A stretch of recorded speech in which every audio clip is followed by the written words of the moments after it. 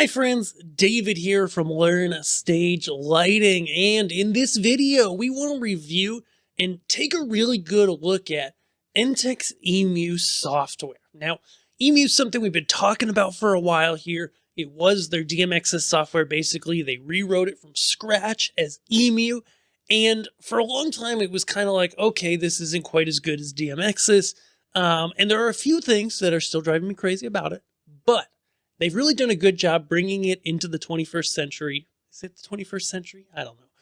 And making it work. And so in this video, I want to walk through just that.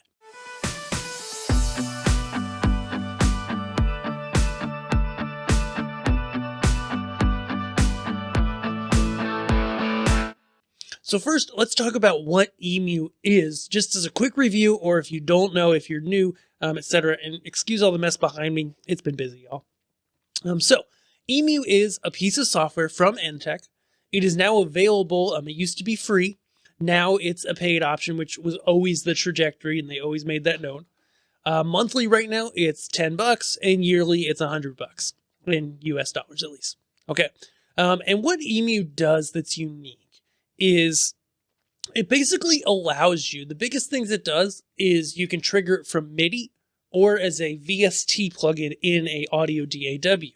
So that means that you can make it really easy to play back along with live music, okay? Even if you just have a basic setup, I know with DMXIS, I have a lot of churches that have used it, and even just clicking on the banks and presets or clicking on individual ones can be a really great way for a small church with a basic setup to run things, and ultimately it's not that expensive compared to a lot of other options. Okay, there's a lot of features in it, and they've added some new stuff, but basically what happens is you can get your DMX out of EMU however you want. You can use ENTTEC USB devices, you can use anybody's network-based device, but if you do use an ENTTEC device that you buy, then you get a certain amount of free time in EMU before you have to pay for a subscription. In addition, there is a free version, so you can check it out. It's limited. It only has a couple fixtures in it, but you can at least get a feel for it and if it's going to be right for you or not. But even if you need to pay for it to decide if it's right for you, going monthly for $10, you can decide within that month if it's right for you, and you're only out $10. So I like that aspect of it. We would love to see, as we've been saying this whole time, a new box, and they're going to have a new box. They've told us this. It's just not ready yet with all the chip shortages, that has a foot switch input and gives you complete unlocked access to the software for no subscription charge. That's something that we personally, I want to see. A lot of our users here in the US who are in bands want to see. Okay, so anywho, that's the basics. You can download it. Oh, look, there's some weirdo. So let's dive over to the software itself. So EMU looks similar yet different to DMXIS if you were familiar with it. You go first to this patch window once you've licensed it. You find all your fixtures here, and they have so many brands. And you go ahead, you can grab a fixture, drag it over, and it's patched. You can drag them around once they're in here. It's really flexible, and thankfully, different values and stuff are programmed to the fixtures. You can move them around later. It's not going to kill your show. Okay. Then you have this main kind of programming screen here. So this is where you go ahead and you grab, say, all the dimmers for your lights. Say you right click and select the same, and I know there's a shortcut for that. Now you can control two lights. You can define groups in here, like here I'll just define group for my starburst pars.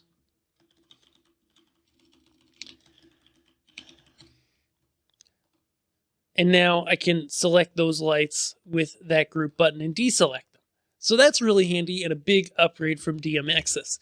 As you probably knew in DMXIS, if you used it, a lot of people would fill up the whole DMX universe, all 512 channels, with lights. And when you did that, it became like way too much. Like it was really overwhelming to go through all those pages and find what you were looking for. Let's talk about working with lights, okay? One of the changes they recently made, which is great, is they've made this attribute manager much better. So this is basically where you work with the bits of your light.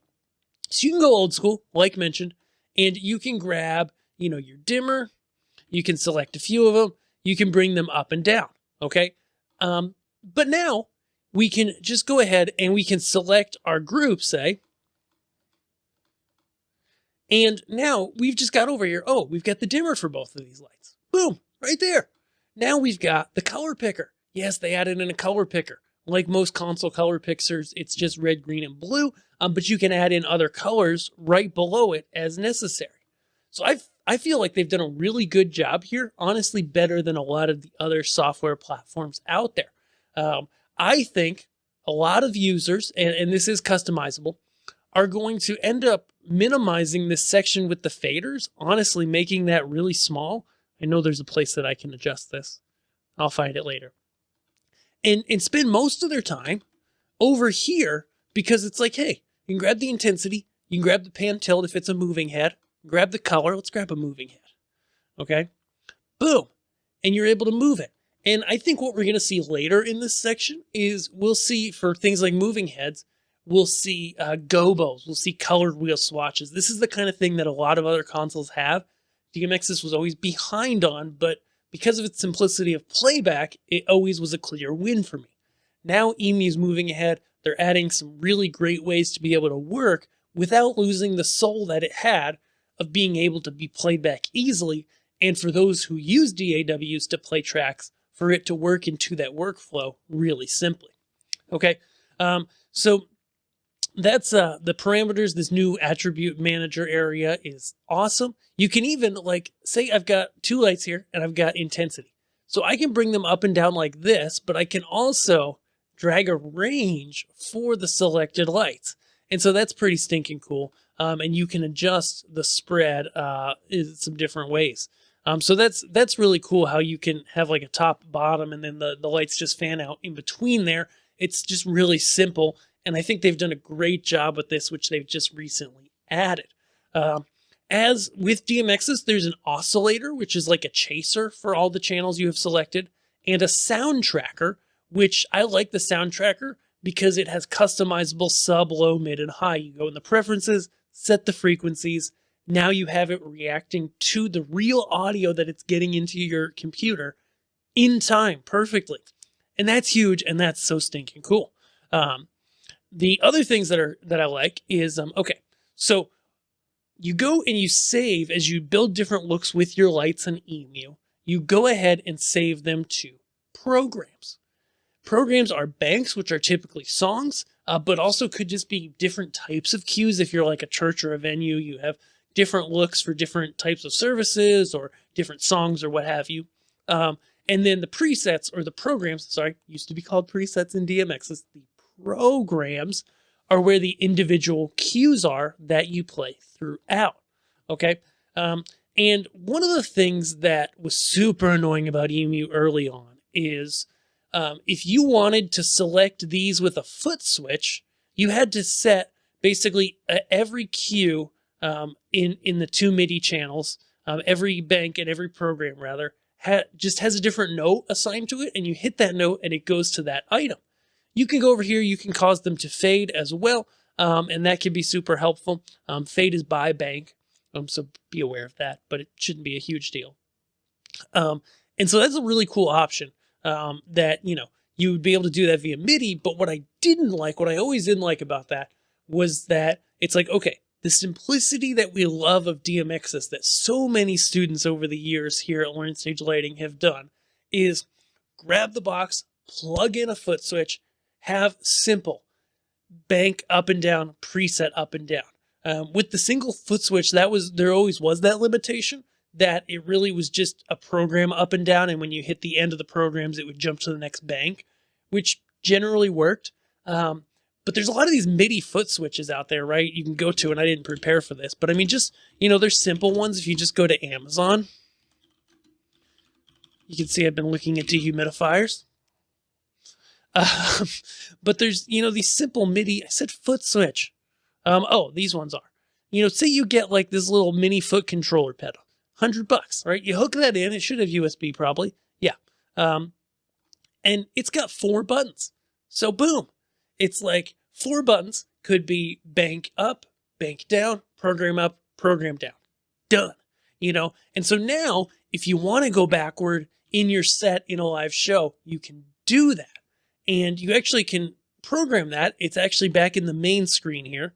You just connect up your MIDI, make sure it's selected in the preferences here under MIDI, MIDI port.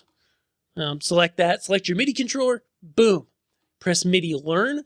Anything that turns yellow on the screen or any of the faders, any of that can be assigned to MIDI. But in this case, if you had a foot controller like this, you just go here to programs, right click, or smack the MIDI note and record it, boom, next one, next one, next one. It's that simple. So you would now have a bank forward and backward, program forward and backward on a simple MIDI controller, easy. Would I love for it to be from on a 1/4" foot controller just like DMXIS? Yes. Do I think they're going to get there? I hope so. I really do think they are. And so that's cool because that was something I was missing and they added it in at some point along the way. So what else is in EMU? I know that was a lot already. There's this input page. So this is weird. This is where ENTTEC basically is shoving a configuration utility for their USB DMX boxes like this one into a lighting software for bands and churches and DJs. I don't get it. That is one of the things I don't like because I think they should have kept it separate. That's my personal opinion. And the other thing I don't like is just the overall user interface, the look of all these faders. Most of our people here in the US that use this for band lighting and stuff like that, they go ahead and they tell us, you know, hey, this looks too complicated. This looks confusing to me. I liked DMXIS, and I really think it's just styling. Like, especially now that we've got the color picker and things to make your life easier in here, I think this is as easy or easier than DMXIS, but it looks more difficult if you're not used to it. And so that's really something that I don't like, but I hope to help people and educate you that, hey, this really isn't any more complex than DMXIS. Sure, it looks like Star Trek, but I think it's as approachable. And now that they're adding things like this color picker, you know, it's easy to do XY coordinates. I know DMXIS had that. And to be able to do spreading of fixtures just by grabbing these adjusters is like super cool. That it's got that built in. Now it's a lot easier. So should you use it? The question is to run lights for your band, your church, DJ, what have you. I would say if you're not, you know, if you have a handful, less than the DMX universe of lights, and you want to run something automated to backing tracks or via a simple foot pedal, or just live as a VST, okay, where you're playing instruments and you're sending commands over from Ableton Live or something like that, then I think EMU is worth a good hard look. It's a good piece of software. It's become very stable, which is, you know, what you want in lighting software. And it's now got all the fixtures in it. You used to have to build those yourself or download them, and half the time they were wrong. So it's got a lot of pluses for it. The only negatives I really see right now is I wish there was a dedicated box that got you out of the subscription and just gave you lifetime access. I wish that it didn't look like a spaceship. Honestly, I think the old design was more approachable. I think that, you know, they went with the spaceship design to kind of go for the DJ EDM market a little more. But I think there's a lot of people outside of that market that might prefer something else. But regardless, that's what it looks like. Maybe later they can introduce theming, but who really cares? Not me. But overall, you know, I think the improvements that they've made over DMXIS with being able to have more control over your sound tracker, over what frequencies it works with exactly, being able to use a MIDI foot pedal to get up-down programs and banks, being able to have this color picker and in the future more direct access options to actually work with lights, you know, the way that you think about them, you know, like with colors. I think all of this stuff is just a huge win in making it better and making it more approachable and making EMU a really good option.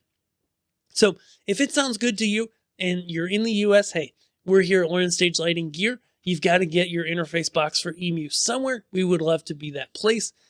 Until the actual EMU box comes out, we are kind of running a special deal where if you buy an ENTTEC DMX USB Pro, you'll get 3 months of free EMU. But then when the real box comes out, if you want it, we're going to give you your money back. So basically, you'll mail in your DMX USB Pro, and we will credit that towards the purchase of an EMU box later.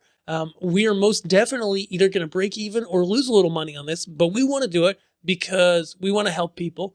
And we also want to help you if you do buy lighting and be your store for all of your lighting. So if that sounds good, head us up at Learn Stage Lighting Gear, and we will see you in our next video. Thanks.